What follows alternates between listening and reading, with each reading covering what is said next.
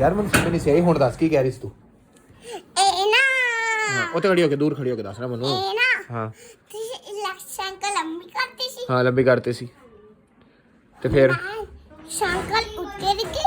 मेरी छत लगी ओए अल्लाह तारी शंकर बहुत खराब है ओहो नहीं माथे बैठा चलो तेन मैं नवी साइकिल फिर एक दिन लिया के दूंगा जो मेरे को बहुते पैसे आऊगे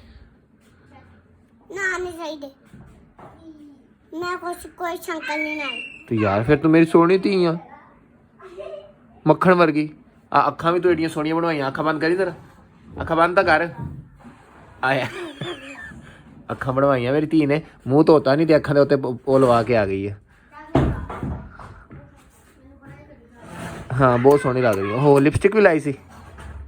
मेरी सोहनी धी है ये बहुत मक्खन वर्गी धी है वाल वांदी नहीं है वाल देखो किदा चड़ेला तरह होए खा जाना थानू यार ना यार मैं फिर डरदा ना तेरे तो दो चड़ेला बाहर भी तुम दिखाऊं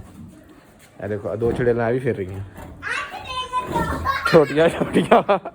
है ना भाई दा चड़ेला ना हाँ सेट फिर